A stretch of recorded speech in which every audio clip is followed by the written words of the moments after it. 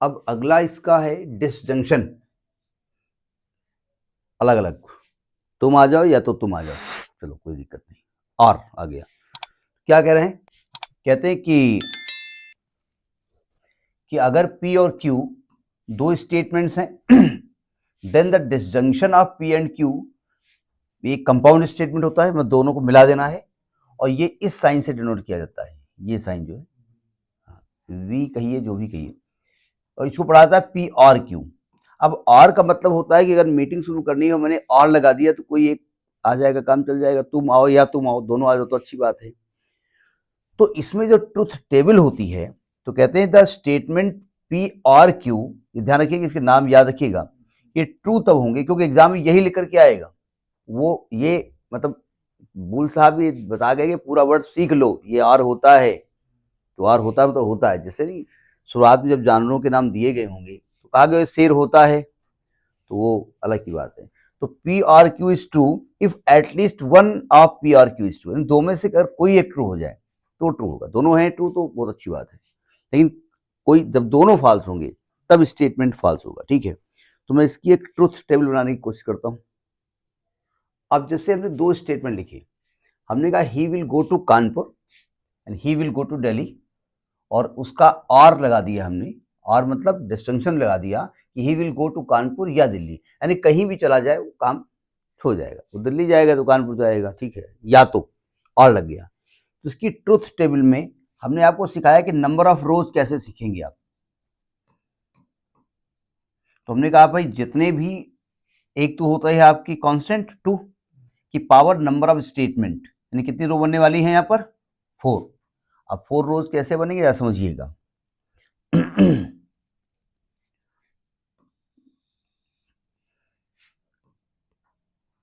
ये P हो गया, ये Q हो गया, और ये P और Q हो गया, P और Q, और नहीं लिखा जाएगा, साइन ही बनेंगे यहाँ पर। तो चूंकि वैसे देखो ये भाई P ट्रू हो सकता है और Q ट्रू हो सकता है, P ट्रू हो सकता है, Q फॉल्स हो सकता है, P फॉल्स हो सकता है, Q ट्रू हो सकता है, और P फॉल्स हो सकता है और ये भी फॉल्स हो सकता है, दोनों बातें ही हो सकती हैं। और में हमने क्या कहा कि कोई भी एक ट्रू है तो काम चल जाएगा, तो दोनों ट्रू हैं तो यहाँ क्या होने वाला है, यहाँ ट्रू होने वाला है, ये दोनों एक ट्रू है इसमें तभी ट्रू आएगा, इसमें भी एक ट्रू है, और जब ये दोनों फॉल्स हैं तो ये फॉल्स होगा।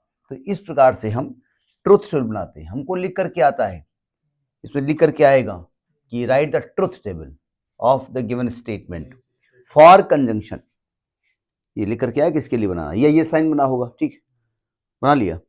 अब कभी कोई ट्रुथ वैल्यू होती है, एक एग्जांपल देखो। अब देखिए जैसे हमने कहा कि भाई ये कुछ स्टेटमेंट लिखे हुए हैं, इनकी ट्रुथ वैल्यू लिखिए, टू बी डिटरमाइंड, नहीं इंग्लिश ये नहीं बोली जाएगी, मतलब ध्यान से देखिएगा, ट्रुथ टेबल नहीं है ये, ट्रुथ वैल्यू है, और लगा हुआ है, और का मतलब डिसजंक्शन की बात हो रही है, और डिसजंक्शन क्या होता है कि दोनों बातों में कोई भी एक बात अगर ट्रू होगी तो ट्रू मानी जाएगी। हमने कहा 6 + 2 = 9, तो आपने कहा भाई ये तो गलत बात है, फॉल्स है। 4 + 5 = ट्रू, ये ट्रू है, तो ये दोनों का रिजल्ट क्या मिलेगा आपको, ट्रू मिलेगा। 3 + 1 ट्रू है, 4 + 5 9 ट्रू है, दोनों का रिजल्ट क्या मिलेगा, ट्रू वैल्यू मिलेगी। 4 + 4 8 ट्रू है, 6 + 3 ट्रू है, दोनों के रिजल्ट से वैल्यू मिलेगी वो ट्रू मिलेगी। 2 + 7 9 है, 3 + 4 3 है, फॉल्स है, लेकिन रिजल्ट क्या मिलेगा, ट्रू मिलेगा। ये भी फॉल्स है, ये भी फॉल्स है, तो रिजल्ट क्या मिलेगा, फॉल्स मिलेगा। तो इस प्रकार से कभी कभी ट्रुथ वैल्यू लिखने के लिए आती है, 90% केस में ट्रुथ वैल्यू नहीं आती है, ट्रुथ टेबल आती है, लेकिन 10-20% में ट्रुथ टेबल भी आती है, वैल्यू आती है, नोट करिए इसको।